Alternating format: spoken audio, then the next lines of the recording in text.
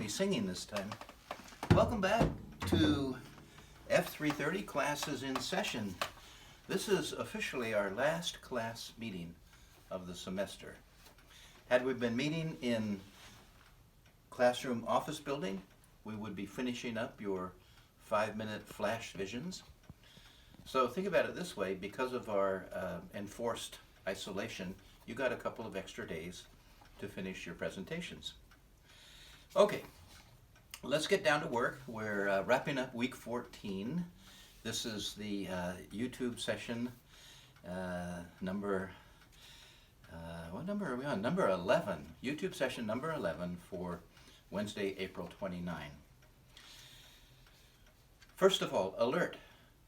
The numbers that you're seeing on Canvas about your cumulative grade don't reflect much of anything. They only reflect the work that we've done since we quit meeting face-to-face. So I wouldn't take them at all seriously. They have nothing to do with everything that happened before then. So they just take care of these, thought pieces and a treasure hunt that we've done in the recent weeks. All right, let's get down to work. In terms of old business, let's talk about the FORP, the Final Original Research Project, because it is time to do that. I want to revisit the guidelines, and you have them, but I think it wouldn't hurt for me to just go through them, walk through them quickly with you. So in terms of the flash visions, you have 5 minutes.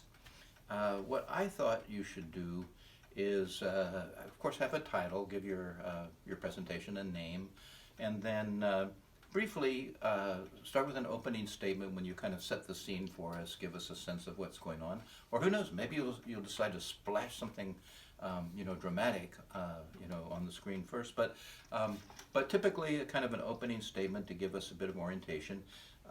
Then go into some background so we understand a little bit about the context of what you're showing us. And then your main finding, which should be the primary, you should spend at least 3 minutes on your main finding of the 5.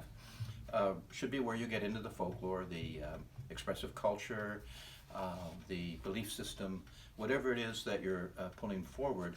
And the flash visions really only give you a chance to, highlight something interesting, some piece of your research that you think is spectacular or at least, especially interesting.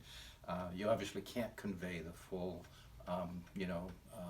range of things that you're working on in the project, but bring out something that you can share with us and catch our interest and draw our attention to your project.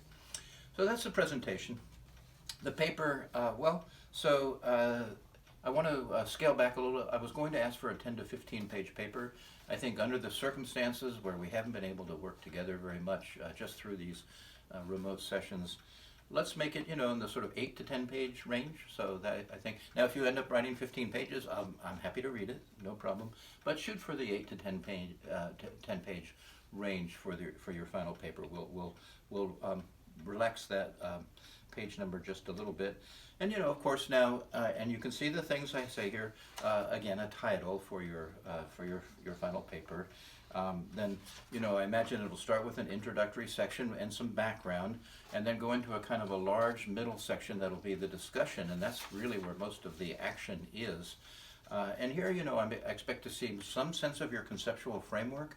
What are the ideas that you're working with? Maybe drawing on the cat-pig formulation that we have, or drawing on cosmology, mythology, ritual. There's a whole kind of repertoire of concepts and ideas that you can think back to and bring forward one or a few that really help you sort through the data that you're acquiring in terms of this research. And I do want some analysis and interpretation. Break it down a little bit, help us understand what your main feature, your folklore, the centerpiece, help us understand what it's made of, how does it work. So break it down, analysis a little bit, and then do some interpretation which reaches outwards and tries to show how your material connects with some kinds of larger issues that are of more general concern. And I have some specifications here about bibliography as well. So yeah, definitely go back to these guidelines, and use them as a kind of a framework, a skeleton for you to work within, and of course to fit in your own, your own research material. So due dates, I think we've been through this many a time, but the Flash Vision, the presentation, either in the form of a PowerPoint or in the form of a recorded performance, 5-minute performance, that's due as of this very Friday, 2 days from now, Friday the 1st of May. So we want to do that. And then the due date for the final paper, which, as I said, now we're looking at an 8 to 10 page paper. That'll be on Wednesday, May 6th. Okay, well, good luck with this.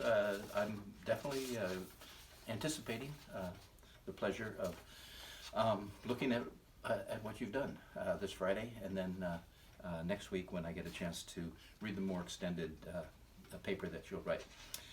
Okay, a couple more things before we get into wrapping things up for this week. I'll be sending you an optional extra credit thought piece number 12.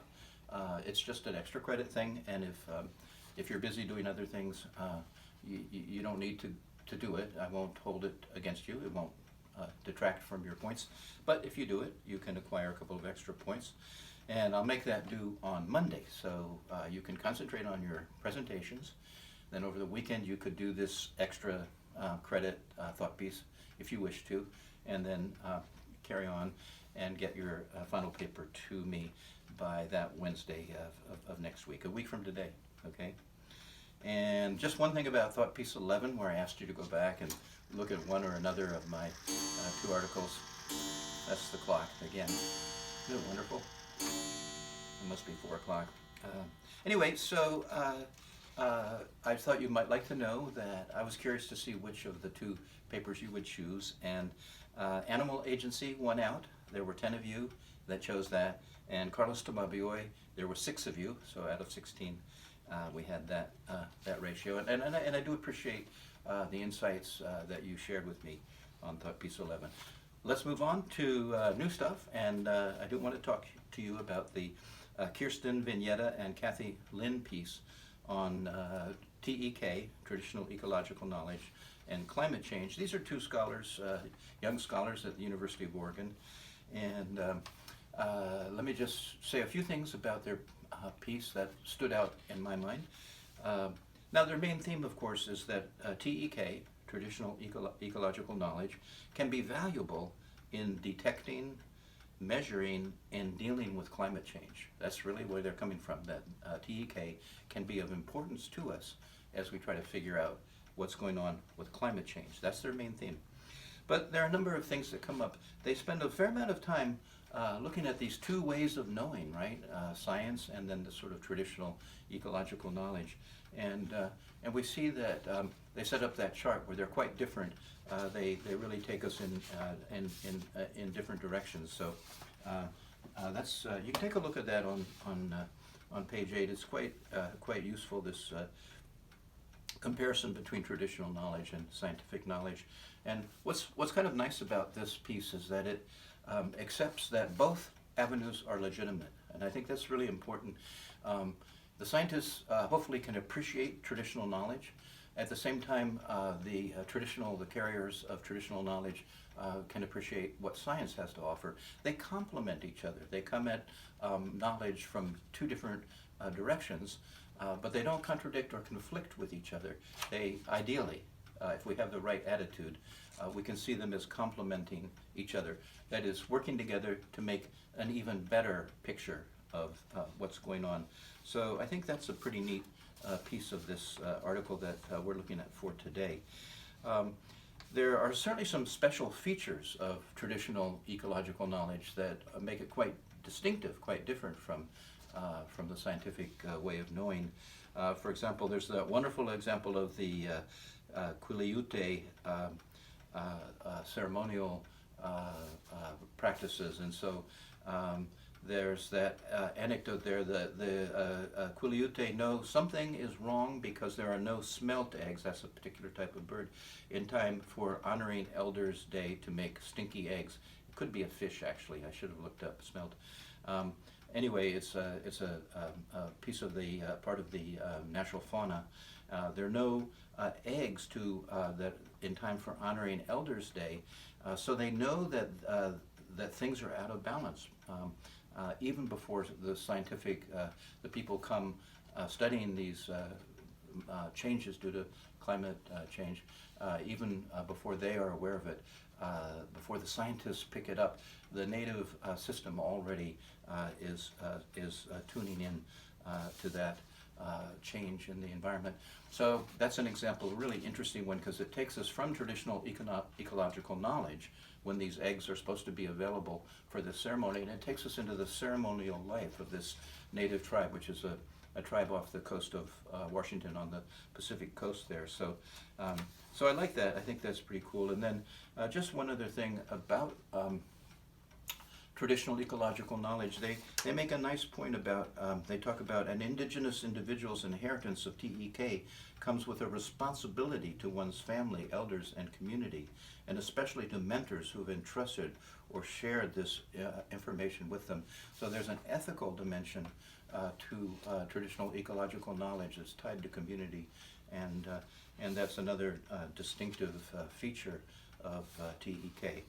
Well, I think stepping back from this one and trying to connect the two pieces that we read for this week, in a way it's TEK and beyond, right? Because TEK is already achieving some sort of legitimacy in environmental science, but the article for Monday by Bass, he's really talking about how various kinds of cultural patterns, cultural practices, it's harder for the scientific approach, the scientific way of knowing, to recognize those, to fit them into the metrics that they tend to work with. So really what we've been looking at this week is the idea of taking local knowledge seriously, right?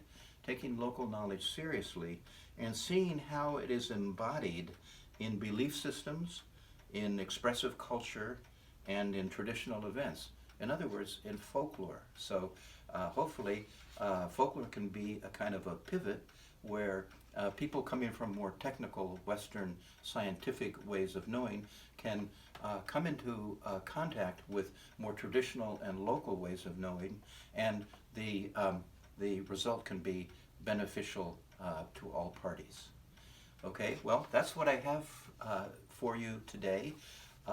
This will wrap up these sessions dealing with our work through the syllabus, but I'll probably be back to you one time again, or one or two times, to talk a little bit about your final original research project, give you some sense of my response, my reactions to your work on the project.